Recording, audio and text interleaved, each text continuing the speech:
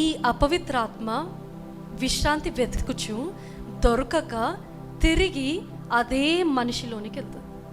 Unclean spirit made a residence in that person. అపవిత్రాత్మ ఒక మనిషిని విడిచిపెట్టి వెళ్ళినప్పుడు మనిషి చేయాల్సిన పని ఏంటిదంటే ఆయన దేవుని ఒక పరిశుద్ధాత్మతోటి నింపబడినందున అందుకే అదే మనిషిలో ఇల్లు చూసి అంత మంచిగా ఉంది, ఖాళీగా ఊడ్చి తుడిచి అంత అమర్చి వేయబడ్డది. ఇప్పుడు నేను వెళ్ళి ఇంకో 7 దెయ్యములను దురాత్మలు నేను తీసుకొని వస్తా అని ఈ దురాత్మ కన్నా ఇంకా భయంకరమైన దురాత్మలు వెళ్ళి తీసుకొని వస్తాను. అప్పుడు ఆ మనిషి పరిస్థితి ఏంది? Verse than he was before. ముందు దానికన్నా ఇంకా భయంకరమైన స్టేట్లో ఉన్నాడు. ఎందుకు? ఆ ఒక దురాత్మ బయటకు వెళ్ళిపోయినప్పుడు this person was not filled with holy spirit. పరిశుద్ధాత్మతో నింపబడనందున that person gave an open door, an invitation again, inviting even more because his heart is empty. He is being empty.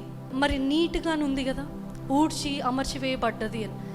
Outwardly we think that we are fine, మేము దేవుడు బిడ్డలము, మంచిగా ఉన్నాము అని అనుకొని అవుట్వర్డ్గా పోర్ట్రే చేయడము. But inwardly you don't have the spirit. You are just going to be worse than your state before.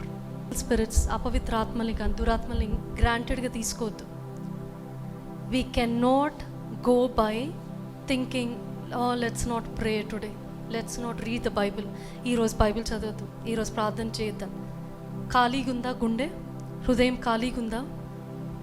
ఖాళీ స్థలం ఉంటుందా? దేవుని వాక్యంతో నింపుకోకుండా ఖాళీ స్థలంతో ఉండి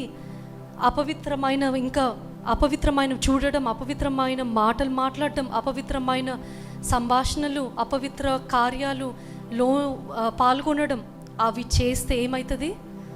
మొదటి కన్నా ఇంకా భయంకరమైన స్థితిలో ఎండప్ అవుతారు.